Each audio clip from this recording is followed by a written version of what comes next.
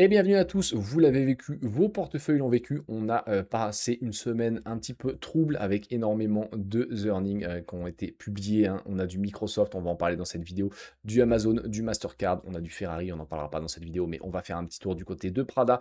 Et on finira aussi en parlant de Reddit, hein, qui a pris un moins 21% sur la dernière journée de la semaine. Reddit qui s'est fait déboîter, Meta aussi qui a pris un bon petit missile dans la tronche. Donc nous on va parler de Microsoft, de Mastercard, d'Amazon. On va parler de Prada aussi qui est un petit peu passé vraiment sous les radars et on ira finir notre vidéo avec Reddit. N'hésitez pas à vous abonner si ce n'est pas encore le cas. N'hésitez pas non plus à me suivre sur les réseaux. Vous avez tout en commentaire épinglé et en description de la vidéo, que ce soit sur X, Instagram, mon petit Discord, les amis. On est 80 sur le Discord, ça fait plaisir. Venez nous partager un petit peu vos portefeuilles, vos anxiétés avant les earnings, etc. C'est toujours marrant.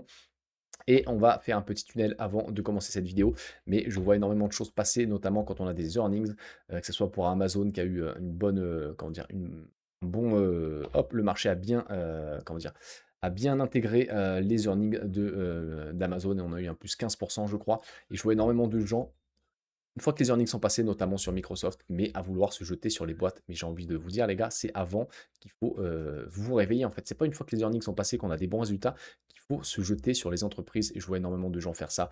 Vraiment, gardez en tête enfin, essayez de créer votre méthodologie. Moi, je vous partage la mienne. C'est pour ça que je ne vous vends absolument rien. Je pense que n'importe qui peut la créer et elle doit être tout simplement vraiment à l'image de son créateur, j'ai envie de dire, parce que c'est vous qui allez fixer vos objectifs, c'est vous qui allez fixer votre horizon de temps et tout simplement l'argent que vous allez y mettre aussi et quelle société vous avez envie d'avoir dans vos portefeuilles. Moi, ce que je fais, je fais une thèse d'investissement, je le répète à chaque fois, mais j'essaie justement de voir si je peux essayer de projeter la croissance, est-ce que l'entreprise a du moat, etc. Je dois répondre à une conviction à la fin de ma thèse d'investissement, enfin à la fin de ma thèse d'investissement, je dois avoir une conviction. Si j'en ai pas, je n'investis pas. Si j'en ai une, je rentre, mais avec vraiment des prix hyper conservateurs. Et bien évidemment, avant de choisir toutes ces entreprises-là, j'ai passé au crible, enfin j'ai fait mon, comment dire, j'ai vraiment dégagé 98% des sociétés qui ne m'intéressaient pas. J'ai des critères de choix vraiment drastiques, hein. Donc avec une augmentation de CA de X% minimum, marge nette de 15%, marge de free cash flow de 15% et ROIC plus haut que le WACC, le coût moyen, le coût pondéré moyen du capital, bref. On va pas y revenir ici, mais déjà, vous allez dégager énormément de boîtes. Et ce qui va se passer, c'est que moi, j'ai 80% de ce portefeuille-là qui a été acheté en 2026. Donc, quand vous achetez une position, vous avez autant de chances. Je crois à la stat, c'est quasiment autant de chances. Je crois que c'est même 60% de chances d'être en perf négative qu'en perf positive. Et vous voyez que mon portefeuille, la plus grosse moins-value latente, oui, moins-value latente que j'ai, c'est Symbiotic avec moins 4%. C'est pas, comment dire, je suis pas en train de vous dire que je suis le meilleur investisseur. Ça fait, vous avez bien évidemment une part de chance, mais plus vous allez être conservateur sur vos points d'entrée, moins vous allez vous prendre des mauvaises nouvelles dans la tronche. Bien évidemment, demain, Ferrari peut avoir une grosse mauvaise nouvelle, se prendre moins 25% et je serai dans le rouge. Mais si vous avez été conservateur sur votre achat, vous n'aurez pas des portefeuilles avec des moins-values, comme je peux le voir, hein, à moins 40, moins 50%. Ça peut arriver, mais il y a des portefeuilles qu'on a 4 ou 5 sur 12 ou 13 actions, ce n'est pas normal. Et autre chose aussi, enfin tips, j'ai pas envie de dire tips parce que je suis pas là pour dire que je suis le meilleur, ni que pas la prétention d'apprendre des choses aux gens, mais vraiment, je vois beaucoup trop de personnes quand hop, on va aller par exemple dans les titres, on va prendre hop, Alphabet ou toute autre action. Quand on va dans les onglets valorisation, alors là, le PE d'Alphabet, il est faux, donc bon, c'est même pas un bon truc. On va aller par exemple dans Nvidia. Quand je vois énormément de gens parler de PE, il y a énormément de personnes, et je trouve ça fou, qui sur des PE de 30 te sortent, ouais putain, 30 c'est pas très cher. 30 sur une boîte comme Nvidia qui fait 50% de croissance de ses free cash flow, je peux le comprendre. Maintenant, moi, quand j'entends 20 de PE, pour moi 20 de PE c'est un premium. Je veux une croissance à double chiffre et à 20 de PE, j'aimerais du 13, 14, 15% de croissance du chiffre d'affaires, ou au moins, même si ce chiffre d'affaires, comme Mastercard, vous allez voir que Mastercard, ça fait du 12% de croissance de chiffre d'affaires, par contre, c'est 16% de croissance des bénéfices. Derrière, je veux que ça délivre. Et là, j'accepte de payer des PE de 20. Je peux accepter de payer des PE de 30 ou 40. Par contre, je veux comme ça soit, enfin, je veux comme Mastercard. Soit vous avez un bot, soit vous avez un duopole, soit vous êtes comme Ferrari et vous avez vraiment un pricing power de zinzin.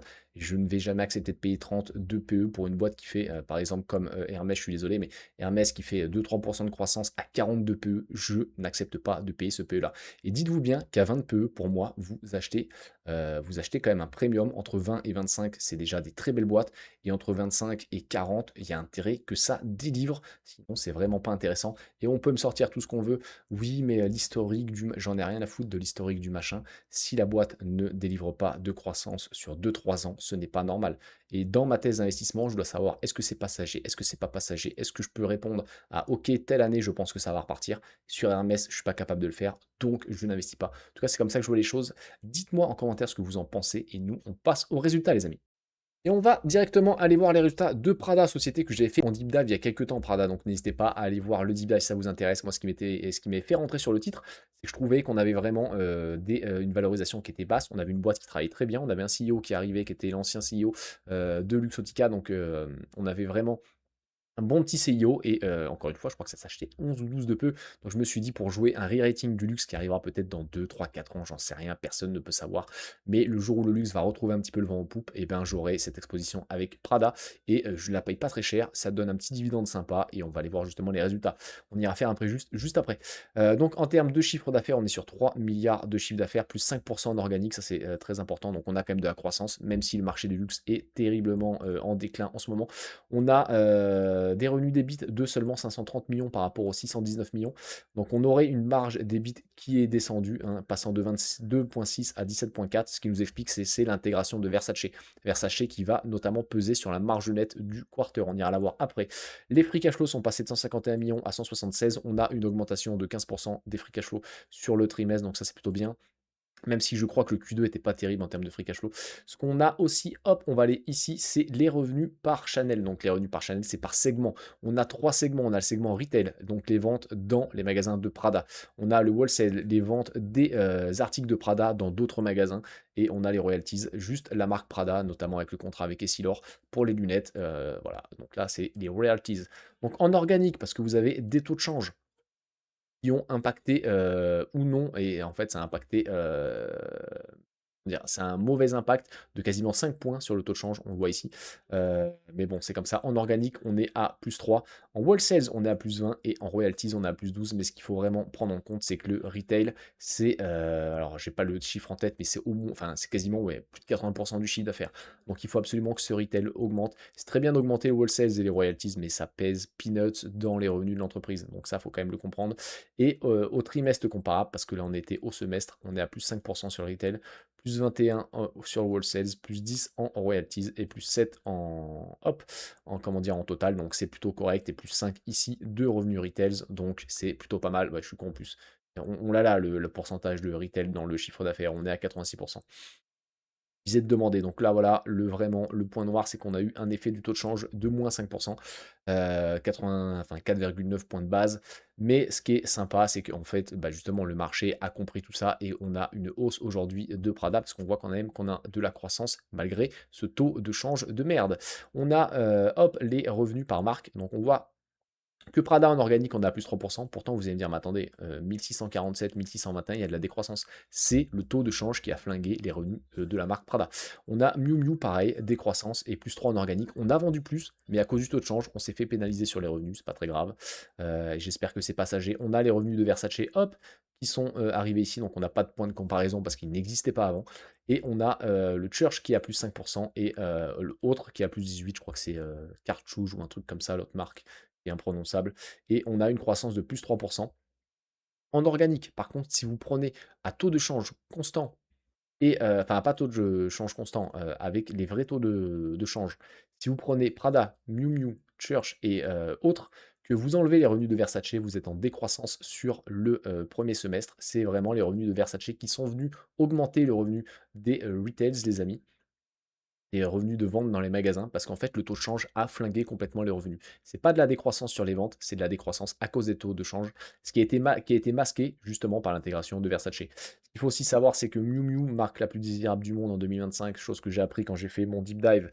c'est qu'elle avait des points de comparaison compliqués parce qu'on a vu une progression de 40% au Q2 2025. Donc vous pouvez pas faire 40% de croissance sur Miu Miu tous les ans, c'est pas possible. C'est une marque justement entre guillemets de luxe. Donc vous pouvez pas vendre des produits au premier Gugus qui arrive. Il faut quand même que ça soit désirable, il faut quand même que ça soit assez cher. Donc vous pouvez pas avoir des croissances comme ça en double digit sur 10 ou 15 ans, c'est pas possible. Maintenant la marque elle était passée, elle est passée quasiment de zéro il y a quelques années à la moitié du revenu, un petit peu moins de la moitié, du revenu, retails, mais petit à petit, elle va augmenter et en fait, il y aura 2 vraiment grosses marques avec Versace aussi qui va pouvoir venir matcher et on aura vraiment 3 noms, 3 grosses marques chez, Prada pour aller chercher de la croissance. C'est pas Church et c'est pas Carchus qui vont créer de la croissance avec leurs 15 et 10 millions sur le retails. Donc après, on a, par géographie, donc on voit qu'on a de la croissance en Asie, on a de la décroissance en Europe par contre, on a de la croissance aux États-Unis, enfin en Amérique, on a de la petite croissance au Japon, et en organique, on a de la bonne croissance, mais comme je vous l'ai expliqué, le taux de change du yen a flingué Prada. Par contre, le taux de change en Asie, au global, a bien aidé, mais on a quand même de la croissance organique aussi, et on a un très beau taux de change qui a sauvé le cul en Europe par contre. On voit qu'on a -4 en organique et pourtant on a plus de revenus. C'est que le taux de change en Europe nous a sauvé les miches. Et aux États-Unis, on voit qu'on a une belle croissance. Alors, j'ai pas regardé le taux de change, il faudrait regarder exactement si ça a augmenté ou pas pour les États-Unis. Je pense qu'en fait, ça a déjoué pour les États-Unis, mais on a quand même une croissance organique seulement entre guillemets de 3%, mais elle est quand même là. On a quand même une croissance, sachant qu'Hermès et LVMH ont de la enfin, ont une croissance, mais enfin, je crois que c'est 1% pour Hermès. LVMH, j'ai pas regardé, donc je dirais pas de conneries. Et j'ai même pas regardé non plus pour Kering, mais je crois que Kering, vu ce que ça a pris, ça a dû faire un petit peu de croissance quand même. Et au Q2, donc là on est par trimestre, là on est par semestre, au Q2 on a plus 5% de croissance à trimestre comparable, donc c'est pas si mal que ça les amis. Et on voit qu'on a quand même une bonne disparité oui voilà, une bonne disparité de revenus, c'est plutôt pas mal. On a un beau petit camembert, on n'est pas que sur l'Asie, que sur l'Europe, que sur les États-Unis. Maintenant, en termes de profitability, on a une marge brute qui a un petit peu reculé, mais les marges brutes et les marges tout court sur un quarter, moi j'y fais pas forcément hyper attention. Maintenant, il faut regarder au niveau des années surtout. Là, maintenant, on est sur semestre, donc ok, on a perdu 2 points de marge brute, mais c'est lié aussi à l'acquisition et à l'intégration de Versace. On a une marge d'EBITDA qui a fondu comme neige au soleil, mais ils le disent ici. Si vous enlevez l'intégration de Versace, vous avez en fait la même marge d'EBITDA, enfin d'EBIT, pardon, et le net income, donc la marge nette, elle est de 10,7%, là où elle était de 14,11%, mais c'est encore une fois l'intégration de Versace qui a joué dans cette marge nette. Donc là, pas forcément d'inquiétude, et ils ont commencé à dire que l'intégration de Versace sera complète pour 2027. Donc on va s'attendre encore à un deuxième trimestre 2026 qui va être compliqué, et à partir de 2027, ça va commencer à aller mieux. En termes de CAPEX, on a baissé les CAPEX pour le premier semestre 2026, c'est plutôt pas mal, on passe à 226 millions là où on avait 247. Là, c'est le BFR. Donc chose, assez simple, le trade recevable, c'est combien les, clients doivent encore à, Prada. Là, c'est tout simplement en euros, le million de stock de marchandises qu'il y a dans les magasins. Donc il y a pour 1 130 000, non, il y a pour, 1 000 000 pardon, 138 millions de produits dans les magasins Prada, et Prada qui doit 580 millions à ses fournisseurs. Et en termes, le BFR en gros, ce qui est important, c'est qu'il ne dépasse pas, justement, on a 15% en organique, on ne veut pas que ça dépasse 15%. On avait 15%, ça c'est de l'argent en fait qui est immobilisé dans l'entreprise. Donc on ne veut pas que ce chiffre pèse trop. Donc maintenant, on arrive à la fin. Donc, on avait une dette nette, net financial position. Donc, on avait un déficit de moins 466 millions par rapport au deuxième semestre 2025. On arrive avec des profits consolidés de 449 millions. Hop, ajouter à ça 180 millions de dépreciation et amortissement. On a un networking, donc ça c'est le BFR de moins 42 millions. Des taxes à payer de de 146 millions de taxes à payer. Le CAPEX qui est de 247 millions parce qu'en fait, vous avez ce chiffre-là plus d'autres dépenses d'investissement. Les dividendes qui sont payés une fois par an, donc en fait ce chiffre-là n'existera qu'une fois dans l'année. Donc vous avez 403 millions de dividendes qui ont été payés, ils ont été payés au mois de mai, maintenant c'est fini. Et vous avez 19 millions d'autres. Donc là on pourrait se dire, putain mais attendez là, c'est quoi ce bordel? On passait de 466 millions de dettes, de déficit, en gros, à 693 millions. Et là, je sors la calculatrice, parce qu'en fait, ce qu'il faut comprendre, c'est que oui, là, on a perdu de l'argent sur le premier semestre, mais une fois qu'on va regarder ce que ça va donner, si on prend, hop, pas forcément de croissance, on reste, hop, sur le même chiffre de profit consolidé, donc 449, on fait, hop, La même chose sur les dépréciations et amortissements et on, hop, donc 630 et là, cette fois, on enlève exactement la même chose, hein. On va pas partir dans des spéculations. Hop, on se dit que le CAPEX sera plus ou moins pareil. Hop et on arrive là et en fait, ce qui va se passer, c'est qu'au deuxième semestre, on va gagner 176 millions sur la dette, nette. Donc on va faire ce chiffre-là moins, hop, 693, donc 693 moins 173. Donc on va arriver, on aura 520 millions de, dettes là où on avait, 466. Donc on va rajouter quelques millions de dettes et j'ai envie de dire, c'est pas très grave. Maintenant, j'ai été extrêmement conservateur parce que la vérité, c'est que le profit consolidé, normalement, il doit augmenter.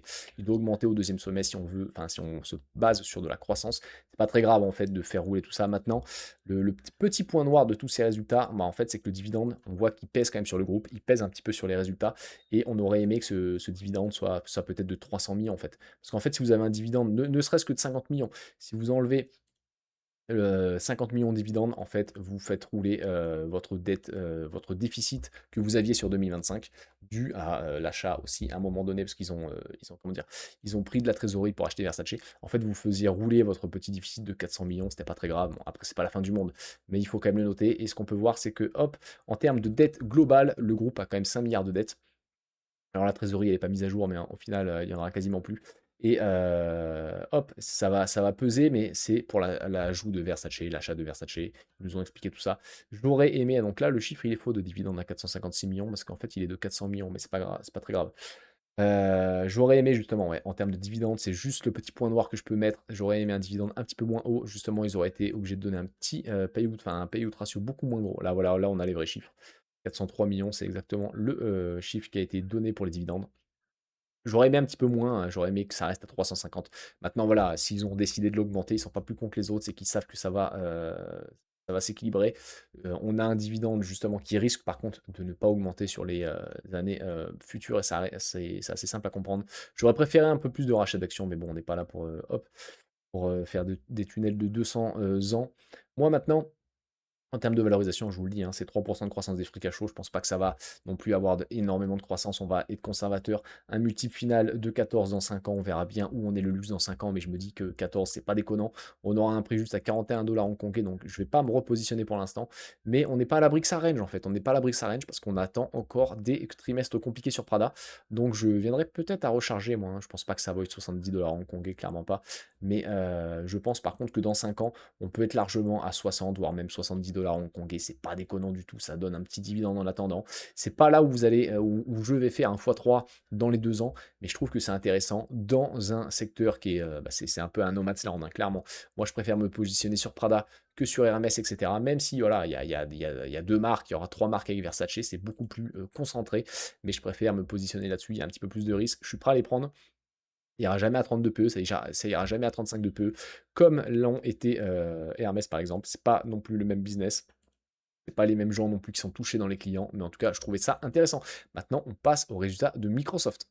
Et on arrive directement sur les résultats de Microsoft et on peut le dire, hein, vraiment, ils ont fait d'excellents résultats. En termes de revenus, on est sur 90 milliards de revenus chez Microsoft en croissance de 17%. Mais surtout, ce que tout le monde regardait, c'était Azure avec quasiment 40 milliards sur un trimestre, un 39,3 milliards avec une croissance de 31%. Les amis, on a la suite 365 qui arrive juste après avec 14% de croissance et la branche pourrie de l'arbre Microsoft, le More Personal Computing. Donc là-dedans, vous avez du Windows, vous avez la branche, la division Xbox et vous avez aussi le Church avec Bing qui est totalement pourri, donc moins 5% là-dessus sur les revenus à trimestre comparable. Et en termes de bénéfices nets, on est sur du plus 31%, mais sur ce chiffre-là, il est un peu faux, parce que vous avez les parts d'Anthropic qui ont été comptées, qui, il me semble, sont de 3 milliards, je ne sais plus combien, c'est marqué là, voilà, 3,2 milliards. Donc il faut aussi prendre ça en compte pour avoir ce pourcentage-là, mais vous avez une boîte qui coûtait moins de 20 de PE, avec des croissances, des bénéfices de plus de 25%. Et les gens commençaient à enfin, préférer acheter du NJ, préférer acheter du FDJ et toutes ces conneries là sur le PEA. Donc clairement, mettez-vous un petit peu en question. Vous avez d'excellentes boîtes à des prix sympas et c'est ça qui va vous faire perf. Après, je peux comprendre qu'on n'aime pas la tech, etc. Mais quand vous avez des boîtes comme ça, vraiment à des prix sympas, c'est un moment, c'est aussi le moment de regarder. Il ne faut pas non plus être dogmatique, de dire non, je n'achèterai jamais, etc. Ça peut valoir le coup, comme on le voit ici. Maintenant, côté CAPEX, les amis, et là, on va voir que les CAPEX ont été augmentés de 100%. Donc ça peut faire peur, mais ça a été, enfin, c'était plutôt bien accueilli par le marché et voilà. Il y a des augmentations de CAPEX, on va aller les voir aussi, ça pèse dans les marges, notamment du cloud, mais pour l'instant, en tout cas, de toute façon, on n'a pas bien le choix. Il faut accepter tout ça. Maintenant, sur les highlights, notamment le RPO, on voit qu'on a 678 millions en augmentation de 84%. Vous allez me dire, mais qu'est-ce que c'est le RPO? C'est tout simplement les contrats déjà signés, mais pas encore comptabilisés dans le chiffre d'affaires.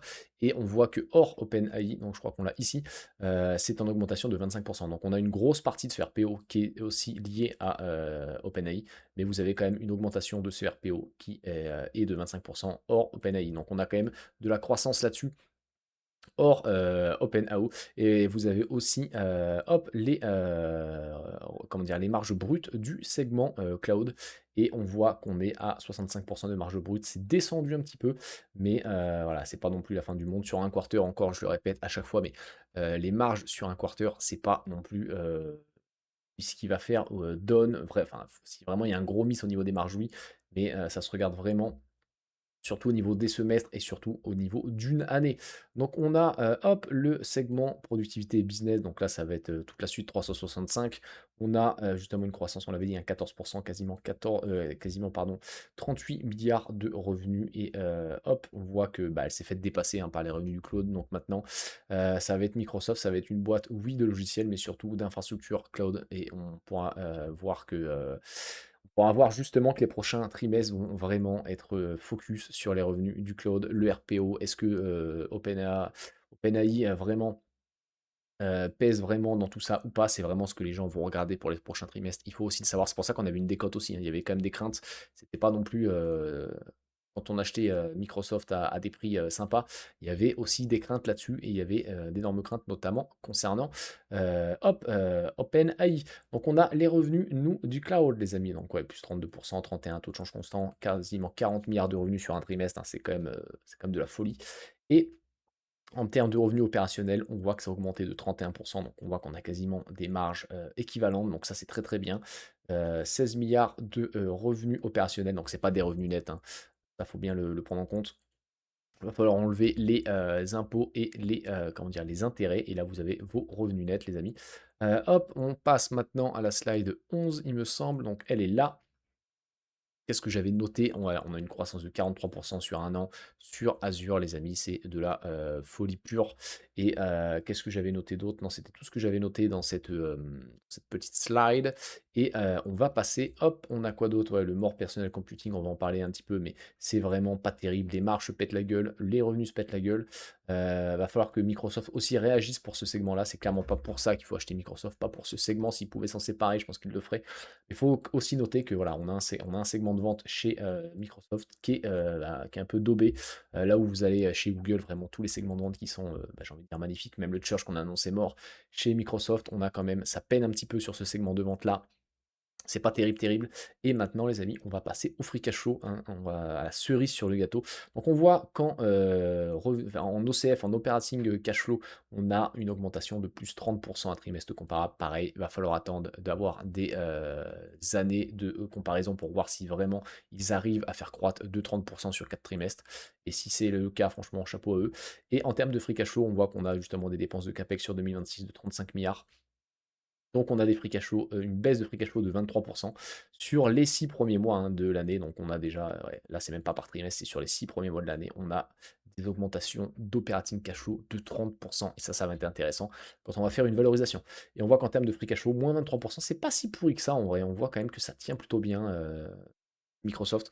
Maintenant, il faudra voir aussi au niveau de la dette, est-ce qu'ils en ont émis, est-ce qu'on a les chiffres de la dette ici sur le trimestre? Je sais pas, est-ce qu'ils ont ils ont pas, comment dire? Ils ont pas, dilué les actionnaires, ça c'est sûr et certain. En tout cas, ça n'a pas été annoncé. Maintenant, la dette, je sais pas, on va aller voir.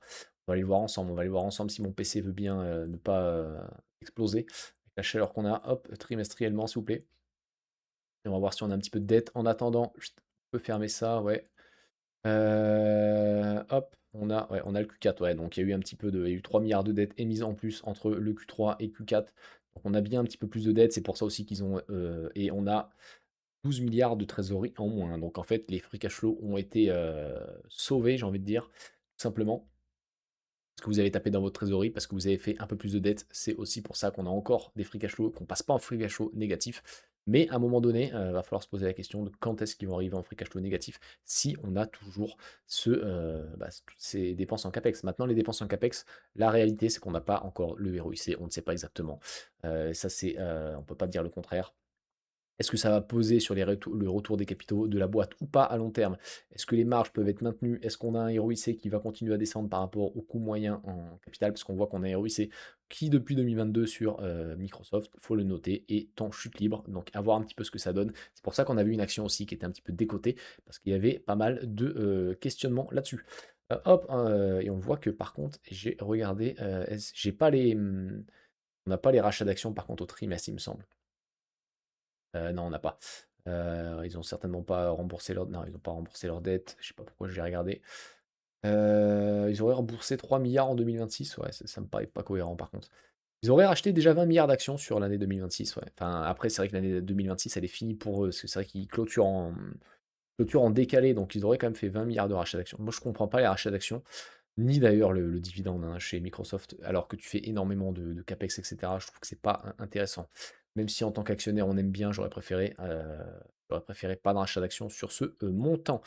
Donc, actuellement, ça se paye 457 dollars Microsoft. Moi, comme préjudice, j'avais 437 en étant conservateur, hein, parce que là, on peut voir que on est à 19% CAGR d'augmentation d'OCF sur Microsoft maintenant. Est-ce que ça peut durer 5 ans? Non, c'est fichtrement rien. Donc moi, j'ai préféré me protéger le cul à mettre 11% de croissance sur 5 ans. On voit que cette année, ils sont sur les 6 premiers mois. Enfin, sur 2026, c'est vrai qu'ils clôturent maintenant, mais vous m'avez compris, ils sont à 30% de croissance d'operating cash flow. Ils nous diluent pas, donc il y aura vraiment 30% de croissance d'operating cash flow par action. Maintenant, avec un peu final de 18 par rapport au free cash flow, aux operating cash flow, pardon, sachant que la médiane est de 22, on se protège aussi. On est même un petit peu plus bas qu'actuellement. Ça nous donnerait ouais, un préjudice à 437. Moi, je pense que si on repasse en dessous des 400, parce qu'on peut prendre un petit peu un coup de Trafalgar sur Microsoft, hein. Il y a toujours la suite logicielle, il y a toujours des questions avec OpenAI, etc. On n'est pas à l'abri d'une mauvaise nouvelle et d'un moins 10, moins 15. Et si on retourne vers ce prix, je pourrais très bien en racheter. Et en étant conservateur, je pense franchement que c'est pas du tout un mauvais achat, hein. 11% de croissance des opérating cash flow, c'est pas déconnant. PE multiple final de 18, c'est pas déconnant du tout, franchement. À combien ça s'est payé au plus bas, les gars, là, franchement? C'est payé 12 fois en 2016, mais c'était pas du tout le même business model, hein. Si on met, allez, depuis 2020, un petit peu le narratif IA, etc. Ouais, ça s'est jamais payé aussi cher. Ça s'est payé 15 fois les OCF, les gars, Microsoft, hein. Et depuis, ouais. Et ça s'est payé, on va dire, en médian, hop, depuis 2006, hein, alors que la boîte n'était pas du tout la même avant, hein. C'est pour ça que ça se payait aussi peu cher avant que cette année-là arrive. On retrouve Xbox qui était complètement, qui était une boîte amorphe, hein, et face la suite 365, etc. On voit que ça se paye 15 à la médiane, donc autant de temps au-dessus, autant de temps en dessous. Là, on était pas mal à 15-16, hein, et je pense que si on y revient, si ça continue si ça revient à chuter, je pense qu'aux alentours de 437 dollars, c'est un prix cohérent. Encore une fois, aucun conseil d'investissement. Faites vos propres recherches. On passe à Mastercard. Et du coup, on arrive directement dans les résultats de Mastercard. Et ce qu'on peut dire directement, c'est qu'encore une fois, Mastercard, j'ai envie de dire, c'est la société pépère à avoir dans son portefeuille. C'est encore très très bon. Donc le chiffre d'affaires, il est en croissance de 12% à taux de change constant. On est sur 4 milliards de profits, hein, augmentation de 16%. Vous voyez qu'on a une accélération entre le profit net et le chiffre d'affaires. C'est exactement ce type de business, moi, que j'adore avoir en portefeuille, hein. Un business qui peut-être croît de 10 à 13% en chiffre d'affaires. Par contre, les bénéfices, c'est une accélération et les free cash flow, c'est encore plus parce que vous avez une marge de free cash flow supérieure à la marge nette. Et ça, c'est vraiment ce que j'aime chez Mastercard. Donc on voit, hop, je vais l'ouvrir en grand, ça sera peut-être mieux en vrai, hein, je pense que tout le monde verra mieux. On a du coup, au 2e quarter les, hop, on va aller d'abord, ici, my bad. On va aller directement dans, le cross dollar volume, hein, donc on voit qu'on a 8 dans, de croissance dans le monde, 6 aux États-Unis et 9 dans, le reste du monde, donc c'est plutôt très, très bon entre, les crédits et les débits directs. On a aussi le nombre de, cartes de crédit, tout simplement 5 de, cartes de crédit en plus, les Mastercard et la Mastercard. Mastercard qui est en train de se faire déchirer. Je pense qu'ils délivrent beaucoup plus de Mastercard, normales. J'ai pas regardé pourquoi exactement. J'avais fait un deep dive d'ailleurs sur Mastercard, mais, pourquoi il y a moins de Mastercard, j'ai pas forcément regardé.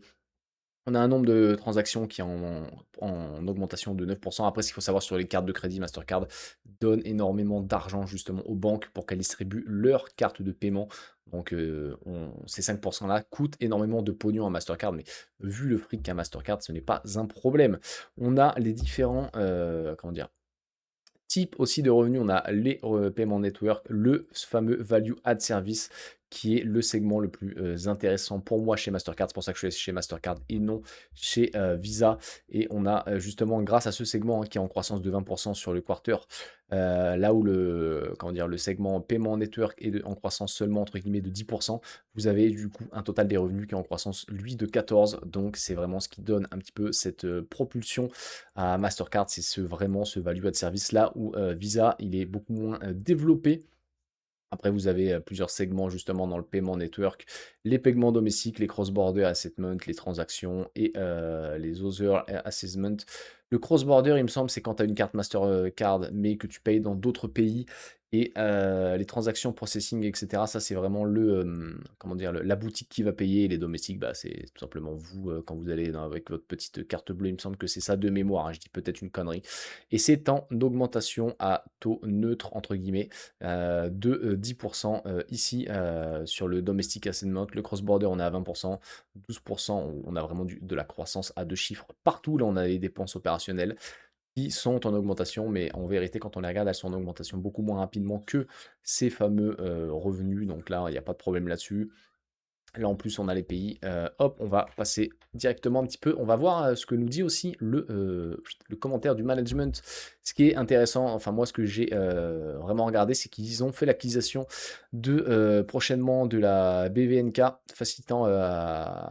visant à faciliter l'utilisation des stablecoins et des monnaies numériques de manière sécurisée et interopérable. C'est vraiment un petit peu ce qu'on avait peur aussi sur Mastercard, mais ce qu'ils vont faire Mastercard, c'est qu'ils vont justement acquérir des sociétés pour aussi tout simplement proposer l'utilisation des stablecoins et des monnaies numériques. Ils vont pas se faire dégager comme ça va pas se faire aussi facilement. On a aussi des bonnes petites perspectives, hein, jusqu'à fin d'année, environ 10 à 13% de croissance. Les dépenses devraient croître d'un rythme similaire. Mastercard a relevé aussi ses prévisions annuelles, hein, dans le haut de la fourchette de croissance à deux chiffres. Donc là, c'est vraiment très intéressant aussi grâce à une performance plus forte que prévu au premier semestre, même si on a eu un contexte géopolitique pourri. Et la boîte a racheté pour 4,9 milliards d'actions au cours du deuxième trimestre. On va aller voir un petit peu ce que ça donne, hop, en termes de chiffres, toutes ces petites actions rachetées. On voit que le titre a pas mal rebondi, hein, ça s'est payé 470 $ il n'y a pas très longtemps, je ne sais pas si on se rend compte. Le nombre d'actions en circulation, franchement, c'est de la folie, hein, comment il est descendu, on était à 1 milliard. On est hop sur. Est-ce qu'on a le deuxième quarter? Ouais, ils ont racheté 9 millions d'actions en circulation sur un quarter, hein. C'est quand même très très très très costaud.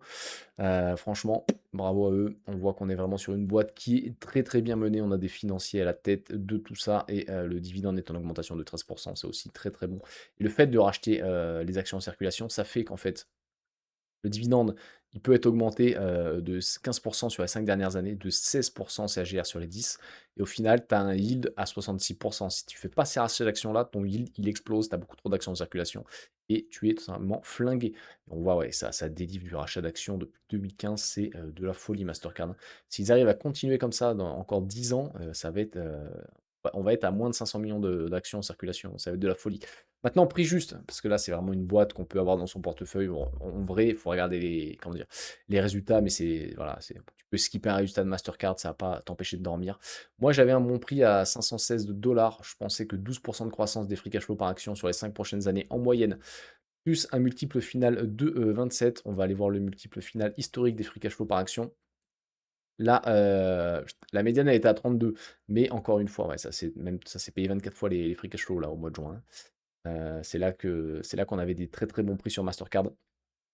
Moi, j'estime que voilà, 27-28 fois les free cash flow, ça reste conservateur. Pareil pour la croissance, et c'est comme ça qu'on va avoir de la perf. Parce que si vous achetez vos actions beaucoup trop cher, bien évidemment, vous aurez une belle boîte en portefeuille, mais on ne fera pas de croissance avec, hein, et c'est malheureux, mais c'est comme ça. 31 de PE, 27 en forward. Moi, je trouve que c'est hyper correct pour une boîte qui continue de délivrer année après année. Stablecoin ou pas stablecoin, Mastercard existera toujours. Je pense qu'elle fera toujours de la croissance. Et c'est vraiment une boîte, hein, à avoir pour moi dans n'importe quel portefeuille. Achetez à un bon prix, les amis. Et maintenant, on va passer à Amazon. Et on passe aux résultats d'Amazon, et je vous le dis tout de suite, je ne les trouve pas fabuleux. C'est des bons résultats, mais quand je suis allé voir un petit peu les résultats d'Amazon, je n'ai pas compris pourquoi le marché a donné un plus 15, à part que comment dire, les BPA ont été pump grâce aux parts d'anthropique qui ont été, comment dire, recalculées, mais c'est tout. Sinon, je trouve que c'est des résultats plutôt corrects. On va les voir ensemble. Donc, les revenus pour ce quarter, donc, ils sont de 200 milliards, hein. Donc, on a 116 milliards en Amérique du Nord, 21 milliards à l'international, et hop, 21 milliards, non, 42 milliards et 21% à l'international. Et le segment AWS qui va bientôt dépasser le segment international très prochainement, et qui va se rapprocher petit à petit du segment nord-américain en termes de revenus d'Amazon. Donc ça, c'est très bien. Les revenus opérationnels, ils ont été en augmentation de 44% sur la période entre le Q2 2025 et le Q2 2026. Donc ça, c'est très très bien à taux de jeu fixe constant, 44%. On a en TTM, ça je m'en fous. Là, le net income, on pourrait se dire, what the fuck, c'est quoi ce délire? En fait, c'est juste les parts d'Anthropic. Si vous enlevez les 53 millions de revalorisation d'Anthropic, Amazon a fait que, entre guillemets, 9 millions de net income pour le Q2 2026. Donc, ils auraient manqué les BPA sans comment dire, les parts d'Anthropic qui ont été recalculées. Donc, on peut dire que c'est moyen du côté des revenus nets d'Amazon. Et on passe justement, voilà, le segment nord-américain des revenus en augmentation de 16%, hop, à trimestre comparable, et les revenus opérationnels en augmentation de 21%. Donc ça, c'est très bien. Mais on voit, voilà, Amazon a un problème, a des marges pas terribles. On le voit ici, hein, 116 milliards de revenus, et le revenu opérationnel. Donc il reste encore à payer les dettes et à payer tout simplement les impôts. On n'a que 9 milliards de revenus pour le plus gros segment de la boîte. C'est pour ça que ça pêche au niveau des bénéfices. On a justement le revenu international en augmentation de 15% en year over year, et 18% en revenu opérationnel en year over year, mais avec taux de change ajusté. Et là, on n'a que 1,7 milliard de revenus opérationnels. On voit que ça pêche encore pour Amazon là-dessus. Il va falloir améliorer cette marge. Il faut en être conscient. Et on a les revenus d'AWS, hein, qui étaient de 31 quasiment milliards, hein, au Q2, qui passe à 42,2, une progression de 37%. Et les revenus opérationnels sont en augmentation de 64%. Et là, on voit qu'on a un business déjà qui devrait, normalement, après on n'a pas de ROIC, etc., mais devrait être plus rentable, et devrait améliorer les marges d'Amazon. Les free cash flow, les amis, ils sont en free cash flow négatif, mais bon, ça, on a l'habitude avec, comment dire, Amazon. Et on a les operating cash flow qui ont augmenté seulement de 8,5% à trimestre comparable. C'est pour ça qu'il va bien falloir faire nos calculs quand on va parler de valorisation. On n'est pas sur une machine à cash qui va faire croître ses free cash flow de 50%, enfin ses operating cash flow de 50% par an. Il faut en être conscient. Et on a bien évidemment les capex, hein, qui sont de 170 quasiment milliards, 169 milliards, et on a des free cash flow négatifs de la différence entre les deux, 7,6 milliards. Voilà ce qu'on pouvait dire sur Amazon. On va aller voir un petit peu le commentaire du CEO et du management, un petit peu ce qu'ils nous ont annoncé. Hop, on en est là. Donc il nous dit que l'IA générative génère déjà un revenu annuel de plus de 25 milliards de dollars. L'IA booste également les services du cloud traditionnel. Ok, on va se remettre en grand plan. Leurs puces, les Trainium, ont des revenus annuels dépassant les 25 millions de dollars. Donc en fait, ces revenus-là sont aussi dans le revenu d'AWS. C'est pour ça qu'on va avoir des marges aussi augmentées, parce qu'on va avoir des puces qui vont coûter qui vont coûter de l'argent à être fait, mais qui vont quand même être qui vont être créés avec des bonnes marges. Donc ça va permettre aussi d'augmenter les marges. Des acteurs comme Anthropic et OpenAI utilisent ces technologies On a en logistique et commerce, enfin là on nous dit une chose aussi très intéressante, les serveurs quant à eux atteignent un seuil de rentabilité en moins de 3 ans pour une durée de vie de 5 à 6 ans, donc ça va vraiment être les plus. On nous dit qu'au bout de 3 ans c'est déjà rentable et par contre c'est une durée de vie de 5 à 6 ans. Et les centres de données sont rentabilisés sur plus de 30 ans. Juste, enfin, la construction des centres de données au début, voilà. Mais par contre, les serveurs, quant à eux, donc là où vous avez vraiment les puces, etc., là, c'est rentabilisé en moins de 3 ans, par contre, pour une durée de vie de 5 à 6 ans. Donc on a aussi Amazon qui atteint un nouveau record de vitesse de livraison. Le segment épicerie et produits frais a fortement augmenté en nombre de clients en hausse de 50%, ça c'est bien. Et les revenus publicitaires, notamment grâce au sport en direct sur Prime Video. Je vous avoue que je n'ai pas Prime Video et que je ne sais même pas qu'il y avait du sport. Je pense que c'est qu'aux États-Unis. Je crois que l'NBA elle est sur Bein en France. Les perspectives, on a un chiffre d'affaires en trop attendu à quasiment 200 milliards de dollars pour le prochain quarter. Ce chiffre reflète un léger ralentissement technique dû au déplacement du Prime ED, événement promotionnel. De toute façon, chez Amazon, c'est simple. Premier quarter, enfin, le plus bas. Deuxième quarter, encore amélioration. Troisième quarter, on commence à augmenter aussi. Et quatrième quarter, on a Noël qui arrive, les fêtes. Donc énormément de dépenses en e-commerce. La hausse des investissements, on a 20 milliards de plus de CAPEX et le marché n'a rien dit. Et le marché a fait plus 15%. Est-ce que c'est pas juste ça en vrai? Les surprises des EPS, les EPS qui ont été up grâce à Anthropic, et est-ce que c'est pas juste, je comprends pas parce que les résultats sont bons, et de là à prendre 15% sur la journée, moi je trouve pas c'est que les résultats sont incroyables non plus, hein. La demande est telle que l'entreprise prévoit de ne pas avoir assez de capacité pour y répondre totalement pour justement les data centers, et le CIO estime que la division d'AWS pourrait à terme devenir une activité générant 1000 milliards de dollars de chiffre d'affaires annuel. Bon, il est conservateur. Il n'est pas conservateur là-dessus, hein. Il vend son AWS à tout le monde. Et vous voyez que c'est la première entreprise d'ailleurs que j'ai acheté dans mon CTO quand je l'ai ouvert fin 2023, bien avant que je mette ma stratégie en place.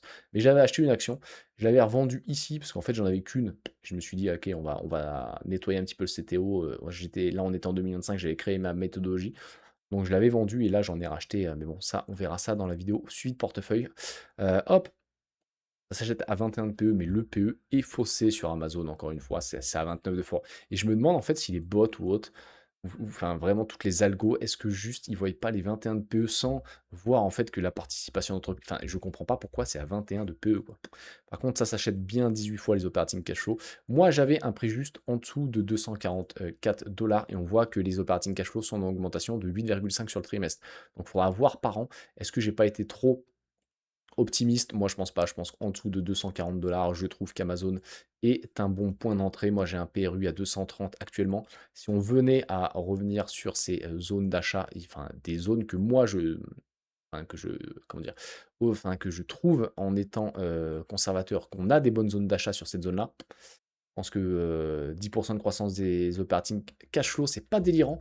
Ouais, 18% de multiple final estimé à la fin, c'est pas déconnant non plus, et ça nous donnerait un bon petit point d'achat. Par contre, j'irai pas au-dessus, j'irai pas à 250 dollars, j'irai encore moins à 260 et encore moins à 271.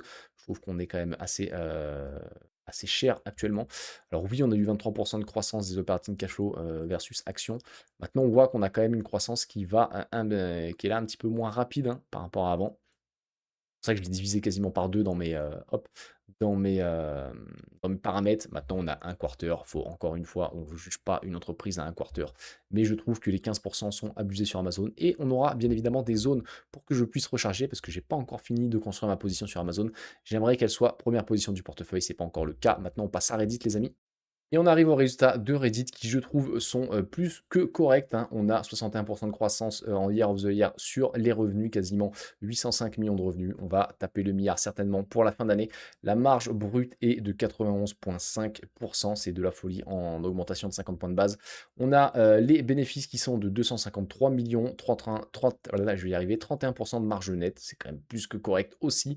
On a les operating cash flow, mais les operating cash flow, vous avez aucun capex quasiment, c'est quasiment les free cash flow de 262 millions avec 33% de marge de free cash flow, enfin d'operating cash flow, et vous avez un BPE dilué de 1,25$ en augmentation de 78%. Donc vous allez me dire, mais comment ça se fait que ça a pris moins 21%? On va y arriver, les amis. Donc c'est sur cette slide, en fait, qu'il y a eu un petit peu, c'est la slide, j'ai envie de dire, de la Discord. Pourquoi? Parce que là, vous avez le nombre d'utilisateurs journaliers, et là, vous avez, hop, en weekly, et comment dire, le nombre d'utilisateurs US n'a pas augmenté sur, le Q1 2026 par rapport au Q2 2026, alors qu'on avait une augmentation. Il a augmenté par rapport au Q2 2025, hein, mais il n'a pas augmenté, en quarter of the quarter. Donc là, le marché a tiqué, le marché s'est dit: «Est-ce que Reddit va pouvoir continuer à faire croître sa base d'utilisateurs?» Mais ce qu'il faut savoir, c'est que Reddit, c'est présent aux États-Unis depuis un long moment. C'est pas parce que vous avez eu l'IPO il y a très peu de temps ici, j'avais fait un deep dive d'ailleurs sur Reddit, où je présente un petit peu l'entreprise, mais c'est pas parce que, l'IPO a eu lieu il y a pas très longtemps que l'entreprise est jeune. Non, l'entreprise, ça fait des années qu'aux États-Unis, elle est présente. Donc en fait, cette base d'utilisateurs, ça va être très compliqué pour eux de la faire croître. Par contre, à l'international, on est passé de 60 millions l'année dernière à, 77 millions, donc 17 millions d'utilisateurs journaliers en plus à l'international. Maintenant, on va aller voir aussi les RPU sur ces chiffres-là. Est-ce que c'est intéressant ou pas? Mais voilà, dites-vous que il y a eu énormément de pourcentage de pertes sur Reddit qui vient de ce chiffre-là, les 300 000 personnes qui ne se connectent plus tous les jours. Donc bon, c'est pas non plus la fin du monde. Mais il y a le marché qui s'est posé des questions là-dessus. Hop, on va continuer parce qu'après, je crois que, bon là, ils ont un peu flex en disant que voilà, chaque employé générait 1 million de dollars, il me semble. Hop, on passe ici et on a justement la croissance, hein, des revenus à 61% de croissance par rapport au Q2 2025. Donc c'est plus que très correct, j'ai envie de dire, hein. Et c'est vraiment drivé par les utilisateurs US en fait. Et on ira le voir au niveau de l'RPU. On voit qu'on a 638 millions de dollars de revenus sur les utilisateurs US et on voit qu'à l'international, c'est 166,8 millions de dollars de revenus. C'est en augmentation quand même pour ce segment international, mais ça, c'est très loin des revenus US. Et pourtant, c'est ces revenus-là qui vont devoir driver, pour moi en tout cas, quand j'ai fait mon deep dive, mais qui vont pouvoir driver bah, les résultats finaux de Reddit sur les prochaines années. La marge brute qui a augmenté de 50 points de base, ça on l'avait dit. On a aussi les dépenses opérationnelles qui ont augmenté de 30% par an, mais vous voyez que les dépenses opérationnelles augmentent beaucoup moins vite que les revenus, donc ça, c'est pas un problème. On a, donc ça c'est le net income et c'est, l'EBITDA, hein, donc 183 de, bénéfices en plus au deuxième quarter, hein, c'est de la folie et hop, 106 de, résultat d'EBITDA en plus, c'est quand même, incroyable aussi. Mais bon, c'était une boîte quand même qui est jeune. On est vraiment sur une boîte qui va croître à comment dire? À 2 chiffres, mais à 50 à 60 pour les 2-3 prochaines années normalement si ça se passe bien. Donc voilà, on a le ARPU, donc le revenu, par utilisateur unique et on voit qu'aux États-Unis, il arrive à être à 11,85 et on voit comment dire? Que les revenus, sur le segment international ne sont que de 2,26 $. Donc c'est ce qui pêche un peu. En fait, si ce 2 $, ils arrivent à le concrétiser très vite à 4, 5, 6 $, sachant qu'en plus, s'ils arrivent aussi à délivrer de la croissance, on va remonter ici, mais sur ce fameux 77 millions de personnes qui se connectent tous les jours, s'ils arrivent à le faire passer à 100, puis 200, puis 300, etc. Derrière que tu fais croître ton RPU comme l'a fait Meta pendant des années de croissance, là derrière tu peux t'attendre à énormément de revenus en plus. Mais c'est vraiment un petit peu ce qui va driver tous les résultats, ça va vraiment être ça. Ça va vraiment être ce slide-là, les RPU, et on voit qu'il est en augmentation de 36% en year over year. Donc ça, c'est plutôt pas mal. En trimestre aussi, il augmente, donc ça, c'est bien.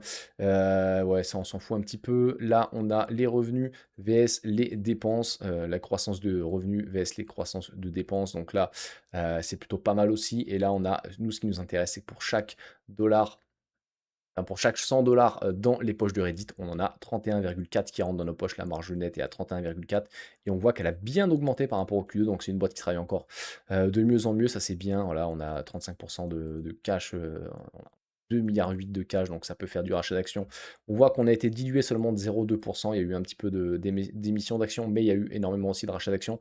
Les operating cash flow, donc quasiment les free cash flow, hein, sont en augmentation de 135% en year over year, hein. C'est de la folie pure et dure.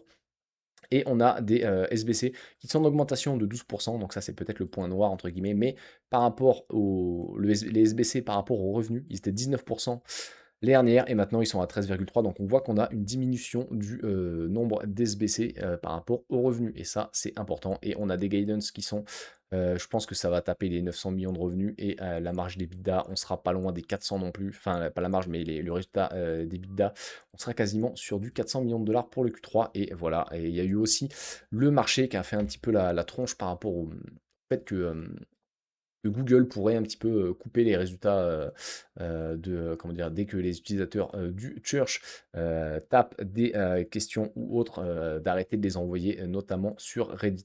Donc il y a eu un petit peu toutes ces questions, tous ces questionnements sur les résultats qui ont un peu fait peur à tout le monde et ça a pris moins 21%. Alors je dis pas que c'était pas immérité, c'était à combien? Ouais, c'était à 180. Putain, il y a eu un beau drawdown aussi, hein, 250 à combien? Ouais, on doit y avoir un bêta, j'allais dire, de zinzin. On est quasiment à 2 de bêta, donc le titre bouge 2 fois plus que le marché. Hop, moi, ce que j'avais en tout cas, ça se paye 32 PE actuellement, 27 d'operating cash flow, c'est les free cash flow quasiment, hein, comme on l'a dit, il y a quasiment pas de capex. Je crois qu'ils ont 1 million de capex, ce trimestre. Donc ce qu'on peut imaginer, c'est que sur les 5 ans, franchement, en étant conservateur, ils arrivent à faire croître les free cash flow de 20 par an. Ça me paraît tout à fait plausible et faisable. Même si, voilà, Google va pas, arrêter d'envoyer les gens, sur Reddit et cetera. Ils vont pas enlever Reddit du moteur de recherche de Google, ça n'a aucun sens. Je pense qu'on peut se dire que 19 fois les free cash flow, c'est pas déconnant le multiple final estimé. Maintenant, ça se paye 27 fois, mais une fois qu'on aura passé toute cette croissance, toute cette phase de croissance, la boîte, elle va se payer moins cher. Pourquoi? Parce qu'elle aura moins aussi de croissance. C'est tout à fait normal et je vois énormément de gens commencer à dire: «Ouais, 20 PE, c'est pas très cher, machin». Non, mais moi, 22 PE, j'attends une boîte qui délivre. 32 PE, j'attends vraiment, des résultats à 2 chiffres, mais plus proches des 20 que des 10, vous comprenez? Et il y a énormément de gens qui se disent: «Ouais, 32 PE, ouais, bah, c'est pas si cher que ça». Non, 32 PE, je veux que ça fasse au moins du 20 à 30 minimum de croissance, que ce soit du chiffre d'affaires, des free cash flow et cetera. Donc là, Reddit, je trouve pas qu'elle est over-évaluée, mais elle est, pour moi, évaluée dans un prix qui est cohérent par rapport à ce que ça peut délivrer et je pense que on est à 24 de PE forward, je ne veux pas me mouiller, mais je pense pouvoir imaginer que dans les 4 prochains trimestres, on soit à 50% de croissance des free cash flow, ce qui nous ferait pas du tout 24 de PE forward, ce qui nous donnerait une boîte à 15 de PE pour les 4 prochains trimestres. C'est pour ça qu'en étant conservateur, je me dis un prix entre 134 et 140 dollars, ça peut être clairement intéressant sur Reddit, en tout cas ce qu'on peut voir. Moi, j'ai pas du tout de crainte. Je pense que oui, les utilisateurs, Reddit va réussir à tout simplement monétiser beaucoup mieux les utilisateurs. On a des revenus pubs qui sont en augmentation de 64%, ça ne me fait pas peur du tout là-dessus. Et pourquoi pas le jouer personnellement pour le mois d'août, pour mon achat du mois d'août, pour mon DCA du mois d'août. Est-ce que je partirai sur Reddit? Peut-être, c'est vraiment une piste que je suis en train de cogiter un petit peu. Donc moi, je me dis à 135-140 dollars, ça peut être intéressant. Pourquoi pas attendre, bah, après, ça peut se prendre encore à moins 15, hein, on n'est pas à l'abri du tout, mais attendre un repricing au-dessus de 250 dollars, en revendre une partie, en garder une petite partie dans le portefeuille, pourquoi pas, et recharger dans des nouvelles baisses. Parce que je pense que c'est vraiment un titre qui va faire le yo-yo entre les hausses, les baisses, les hausses, les baisses. Dès qu'il y aura une mauvaise news, hein, ça peut prendre moins 10%. À un moment, Meta avait annoncé que Meta allait faire un forum ou je sais plus quoi sur Facebook. Enfin, ils allaient mettre en place des forums et ça avait fait Don le titre, alors que ça a strictement rien à voir. Mais voilà. Moi, ce que je pouvais dire, je trouve qu'à l'heure actuelle, on a un prix qui est largement cohérent sur Reddit. Je trouve pas ça déconnant. 20% de croissance des free cash flow sur les 5 prochaines années en moyenne, c'est pas déconnant du tout, vu ce qu'ils sont en train de faire. Là, la croissance était 135% en quarter, enfin en year of the year. Est-ce qu'ils vont pouvoir le faire toute l'année? Ça va pas être possible, je ne pense pas. Par contre, 20%, enfin, je pense que 50% sur les 4 prochains trimestres, c'est largement tenable. Après, ça va aller en diminuant, mais 50% de croissance des free cash flow, ça, et quasiment des bénéfices hein, qui iront aussi, ça nous ferait à 15 de forward PE. Je trouve que c'est pas déconnant du tout. Et en étant conservateur, hein, 20% de croissance sur les 5 prochaines années, je trouve que le prix est cohérent, les amis. On va se quitter ici pour cet épisode. N'hésitez pas à me dire si ça vous a plu. N'hésitez pas à me dire en commentaire si mes zones de prix pour toutes les actions que je vous ai données, vous trouvez ça cohérent ou pas. N'hésitez pas d'ailleurs aussi à passer encore une fois sur le Discord, sur la page X, pardon, et sur Instagram. Et nous, on se dit à mercredi pour le suivi du portefeuille. Ciao, ciao à tous.